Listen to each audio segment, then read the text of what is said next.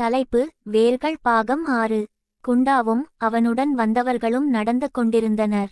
சமீபத்தில் வெட்டப்பட்ட மூங்கில் மரத்தின் வாசனை அவர்களை வரவேற்றது. இவர்கள் சேர வேண்டிய ஜுஜுவா கிராமம் வந்து விட்டது. தந்தைமார்கள் சிறிது நாட்களுக்கு முன்பு இங்கு வந்து மூங்கில் கம்புகளை வெட்டி வேலி அமைத்திருந்தனர். அந்த வாசனைதான் இது என்று குண்டா புரிந்து கொண்டான். அவர்கள் நிறுத்தப்பட்டனர். அவர்கள் சிறிது நேரம் அமைதியாக அப்படியே நின்றனர். முகம் மூடப்பட்டிருந்ததால் என்ன நடக்கிறது என்று குண்டாவுக்கு புரியவில்லை. கிளிகள் கிரீச்சிடும் சப்தமும் குரங்குகளின் கூக்குரலும் மட்டுமே கேட்டன். குண்டாவின் தலையை மூடியிருந்த துணி திடீரென்று எடுக்கப்பட்டது. அது மதிய வேளையாக இருந்தது. இதுவரை இருட்டுக்குள்ளேயே இருந்ததால் சூரிய ஒளிப்பட்டவுடன் கண்கள் கூசின. குண்டாவுக்கு அது சரியாவதற்கு சிறிது நேரம் ஆனது. அவன் அக்கம் பக்கம் தலையை திருப்பி தன்னுடன் வந்தவர்களை பார்க்க கூட பயந்தான். ஏனெனில் அவர்களுக்கு முன்னால் கிராமத்து மூத்த பெரியவர் சில்லா டிப்பா நின்று கொண்டிருந்தார். எல்லோருக்கும் போல் குண்டாவுக்கும் அவரையும் அவரது குடும்பத்தையும் நன்றாக தெரியும். ஆனால் சில்லாடா டிப்பா இதற்கு முன்பு இவர்கள் யாரையும் பார்த்தே இராததை போல் முகத்தை கடுகடுவென்று வைத்து கொண்டு நின்று கொண்டிருந்தார். இவர்தான் கிண்டாங்கோ, வீரப்பயிற்சியின் பொறுப்பாளர் என்று குண்டா புரிந்து கொண்டான். ஒவ்வொருவரின் முகத்தையும் ஊடுருவி பார்த்தார் அவர். அவரது இருபுறமும் இருவாட்ட சாட்டமான இளைஞர்கள் நின்று கொண்டிருந்தனர். ஒருவன் அலி சிசி, மற்றொருவன் சொருடூரா. இவர்களையும் குண்டாவுக்கு நன்றாக தெரியும். சொருடூரா உமரோவுக்கு நெருங்கிய நண்பர். அந்த இருவரில் யாரும் உமரோவாக இல்லை என்று எண்ணி குண்டா திருப்திப்பட்டு கொண்டான். அங்கே மொத்தம் 23 சிறுவர்கள் நின்று கொண்டிருந்தனர். அவர்களுக்கு கற்றுக் கொடுத்திருந்தபடி அனைவரும் தங்கள் உள்ளங்கைகளை நெஞ்சின் மேல் வைத்து அவர்களது பாரம்பரிய வழக்கப்படி உங்கள் மீது சாந்தி நிலவட்டும் என்று சொன்னார்கள். சாந்தி மட்டுமே என்று அந்த வயதான கிண்டாங்கோவும் அவரின் 2 உதவியாளர்களும் பதிலளித்தார்கள். அங்கே சிறு சிறு குடிசைகள் கட்டப்பட்டிருந்ததை குண்டா தன் தலையை அசைக்காமல் கண்களை உருட்டியே பார்த்து தெரிந்து கொண்டான். அவர்கள் இருக்கும் இடத்தைச் சுற்றி உயரமான மூங்கில் வேலி கட்டப்பட்டிருந்தது. ஜூஃபூரை விட்டும் வந்திருக்கிற குழந்தைகளே, திடீரென கிண்டாங்கோ கரத்த குரலில் பேச ஆரம்பித்ததும் குண்டா நடுநடுங்கி போனான். நீங்கள் ஆண்களாக திரும்ப வேண்டும் என்றால் முதலில் பயத்தை உங்களிடமிருந்து ஒழித்து கட்ட வேண்டும். ஏனெனில் பயந்த மனிதன் பலவீனமான மனிதன். பலவீனமான மனிதன் அவனது குடும்பத்துக்கும் ஊருக்கும் சமூகத்துக்கும் ஆபத்தானவன். கிண்டாங்கோ உரக்க பேசி முடித்து விட்டு திரும்பினார். உடனே அவரின் 2 உதவியாளர்களும் துள்ளி குதித்து முன்னே வந்தனர். சிறுவர்களது தோள்களை பிடித்து ஒவ்வொரு குடிசைக்குள்ளும் முரட்டுத்தனமாக தள்ளினர். குண்டா ஒரு குடிசையில் வந்து விழுந்தான். அவனோடு இன்னும் 4 பேர்கள் வந்து வீழ்ந்தனர். ஒரு குடிசைக்கு 5 பேர் வீதம் தங்க வைக்கிறார்கள் என்று குண்டாவுக்கு புரிந்தது. குண்டா அவர்களது முகங்களை பார்க்கவில்லை. ஏற்கனவே அவர்கள் நல்ல அடி வாங்கியிருந்தனர். ஆதலால் வெட்கப்பட்டு தலை குனிந்து இருந்தனர். யாரும் யாரையும் பார்க்கவில்லை. சிறிது நேரம் கழிந்தது. இனி சில கணங்களுக்கு அடியும் திட்டும் இருக்காது என்பது உறுதியானது. இப்பொழுது குண்டா தன் குடிசைவாசிகளை மெல்ல ஏறிட்டு பார்த்தான். தன் உயிர் நண்பன் சிடஃபா சில்லா அங்கே இருக்க மாட்டானா என்று ஆசைப்பட்டான். ஆனால் அந்த 4 பேர்களும் இவனுக்கு அதிக அறிமுகமில்லாதவர்கள். ஒவ்வொரு குடிசையிலும் இருக்க வேண்டியவர்கள் முன்கூட்டியே கவனமாக தேர்ந்தெடுக்கப்பட்டிருக்க வேண்டும் என்று குண்டா எண்ணினான். அதிக பழக்கமில்லாதவர்களாக பார்த்து ஒரு குடிசையில் அடைத்திருக்கிறார்கள். பசி வயிற்றை கிள்ளியது. அப்பொழுதுதான் அவனுக்கு சாப்பாடு ஞாபகமே வந்தது. இவர்கள் நமக்கு சாப்பிட ஒன்றுமே தர மாட்டார்கள் என்ற எண்ணிக்கொண்டான். சூரியன் அஸ்தமிக்கும் சமயம் கிண்டாங்கோவின் உதவியாளர்கள் குடிசைக்குள் திடீரென பாய்ந்து வந்து, வெளியே செல்லுங்கள் என்று கத்திக்கொண்டே அனைவரின் தோளிலும் கம்பால் விளாசினர். குண்டாவும் அவனின் குடிசைவாசிகளும் அலறியடித்து கொண்டு வெளிப்போத்தனர். அனைத்து சிறுவர்களும் ஒருவர் பின் ஒருவராக ஒருவர் தோளின் மேல் ஒருவர் கை வைத்தவர்களாக நிறுத்தப்பட்டனர். முகத்தை இறுக்கமாக வைத்துக்கொண்டு கிண்டாங்கோ அவர்களை கோபத்துடன் பார்த்து கொண்டிருந்தார்.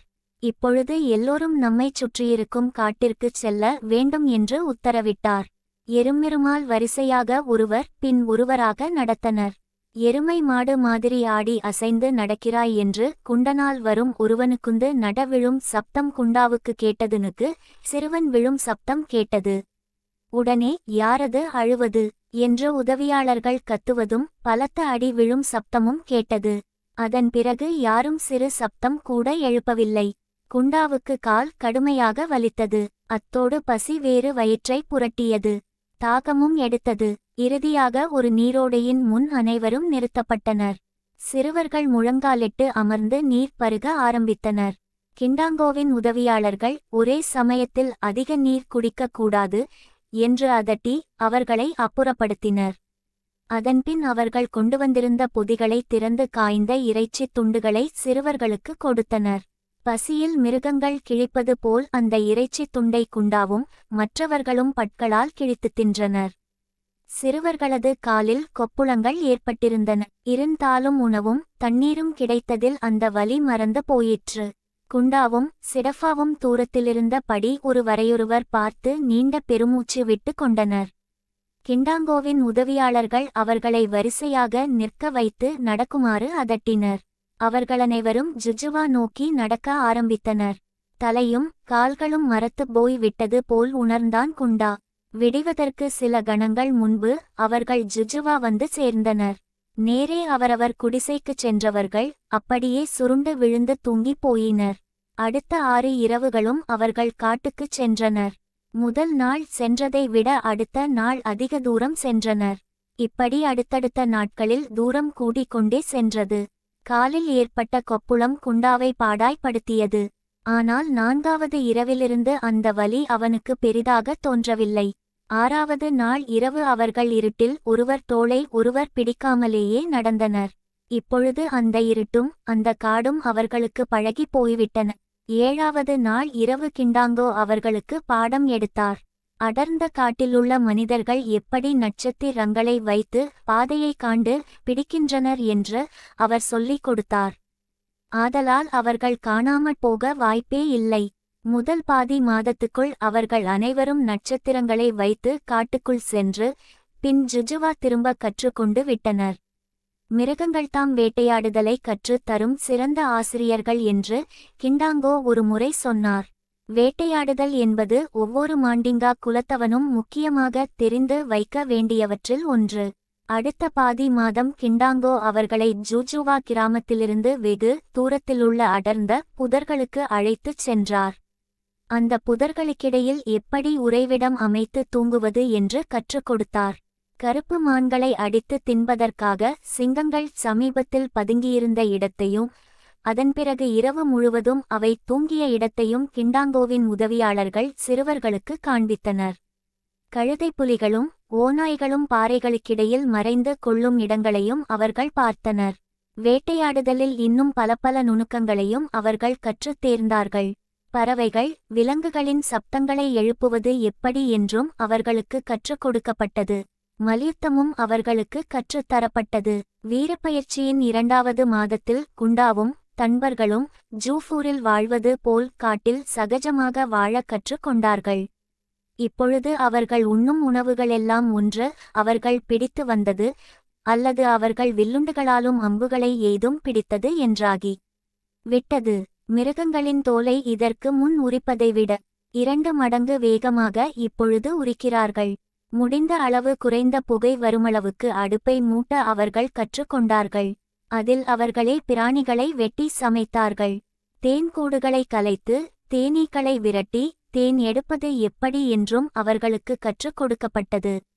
அவர்கள் எவ்வளவுதான் கற்றுத் தேர்ந்தாலும் எவ்வளவு தான் தங்கள் திறமைகளை வளர்த்து கொண்டாலும் கிண்டாங்கோவிற்கு திருப்தியே ஏற்படுவதில்லை.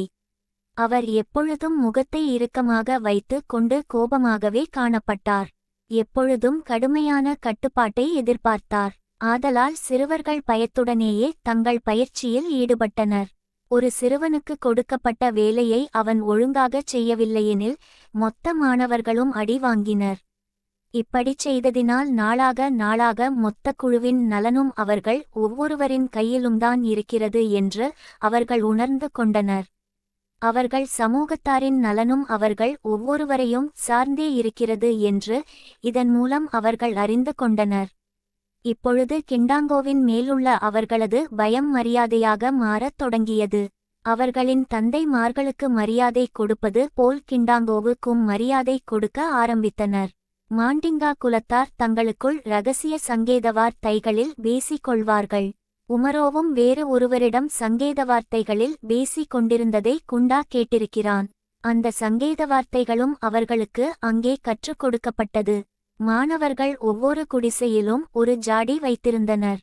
ஒவ்வொரு மாதம் கடந்து செல்லும் பொழுதும் அவர்கள் அந்த ஜாடியில் ஒரு சிறு கல்லை போடுவர். ஜுஃபூரை விட்டு வந்து எத்தனை காலம் ஆனது என்று அவர்கள் இதன் மூலம் கணக்கிட முடியும். சிறிது நாட்களில் அவர்கள் 3வது கல்லை அதனுள் போட்டனர். அதாவது அவர்கள் ஜுஜுவா வந்து 3 மாதங்களாகி விட்டது. ஓர் இரவில் குண்டாவும் நண்பர்களும் மல்யுத்த பயிற்சியில் ஈடுபட்டு கொண்டிருந்தனர். அப்பொழுது குண்டாவுக்கு அருகில் வந்த கிண்டாங்கோவின் உதவியாளர்களில் ஒருவன், உனக்கு ஒரு புதிய தம்பியை உன் தாய் பெற்றிருக்கிறாள். பெயர் மாடி என்று கூறிவிட்டு அகன்றான். குண்டா அன்றிரவு தூங்குவதற்கு வெகு நேரம் ஆயிற்று. புதிய குழந்தை மாடியோடு சேர்த்து 4 பேர்களாகி விட்டோம்.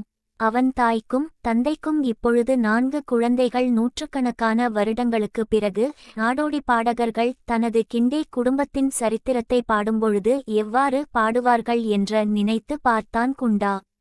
உமரோவிற்கு பிறகு குண்டா முதல் ஆண் மகனாக ஜூஃபூருக்குச் செல்லப் போகிறான். அவன் ஆணாக மட்டும் ஆகியிருக்க மாட்டான்.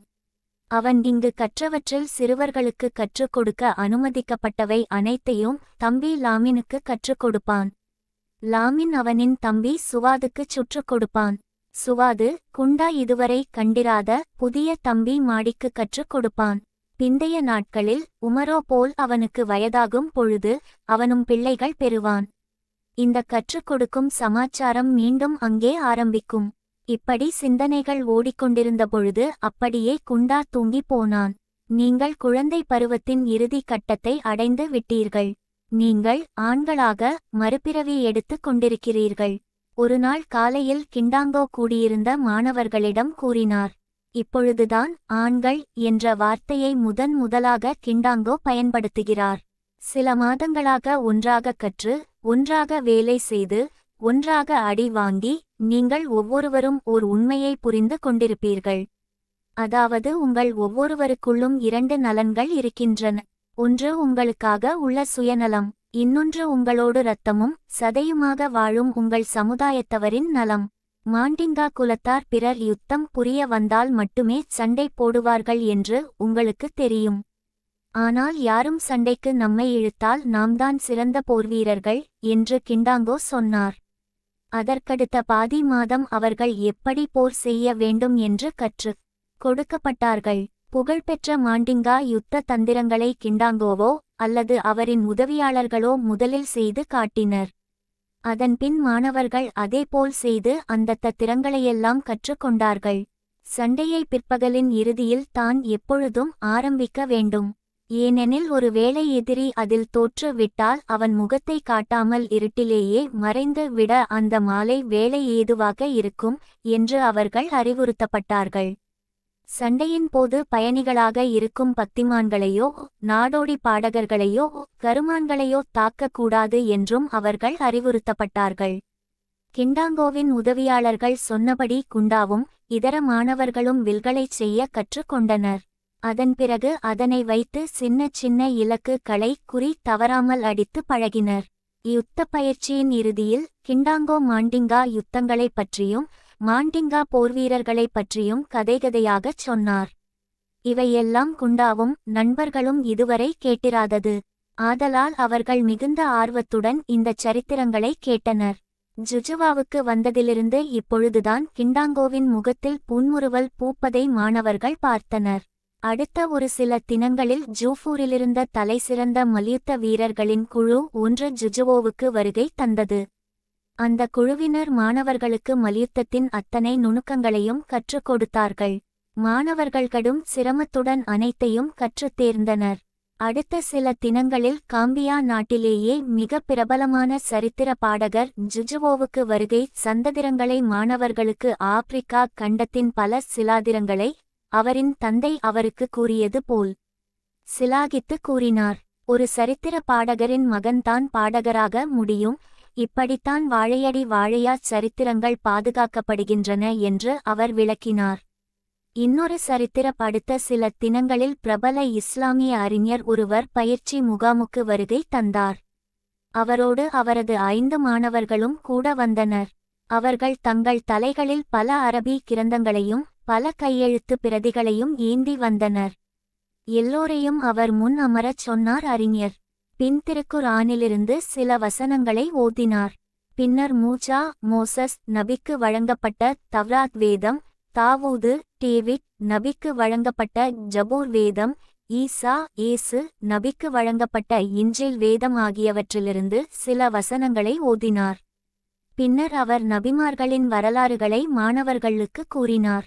ஆதம், ஹவ்வா, யூசுப், ஜோசப் அவர்களின் சகோதரர்கள், மூசா, மோசஸ், தாவூத், டேவிட், சுலைமான், சாலமன் ஆகியோரின் வரலாறுகளையும் ஆதம் நபியின் மகன் ஆபிளின் மரணம் குறித்தும் விரிவாக கூறினார்.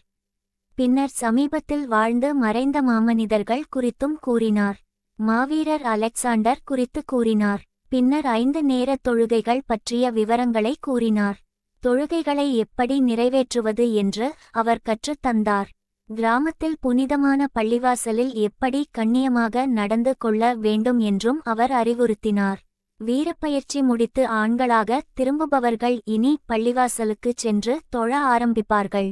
ஆதலால் அது சம்பந்தமான ஒழுக்க வரையறைகளை கற்றுக் கொடுத்தார் அந்த மார்க்க அறிஞர். அன்றிரவு அவர் விடை பெற தயாரானார். அடுத்தடுத்த கிராமங்களுக்கு அவர் செல்ல வேண்டும். அவருக்கு ஓய்வு என்பதே கிடையாது. மாணவர்கள் வரிசையாக எழுந்து நின்று அவருக்கு மரியாதை செலுத்தினர். கிண்டாங்கோ ஏற்கனவே அவர்களுக்கு கற்றுக் கொடுத்திருந்த பாடலை பாடி அவரை வழியனுப்பி வைத்தனர். ஒரு பரம்பரை கடந்து செல்கிறது, இன்னொரு பரம்பரை வருகிறது, செல்கிறது. ஆனால் அல்லாஹ் என்றென்றும் நிலைத்து நிற்கின்றான். அடுத்த பாகம் 7இல் தொடரும். இஸ்மாயில் இஸ்லாமி சேனலை சப்ஸ்கிரைப் செய்யுங்கள், ஷேர் செய்யுங்கள், கமெண்ட் செய்யுங்கள் மற்றும் லைக் செய்யுங்கள். நன்றி.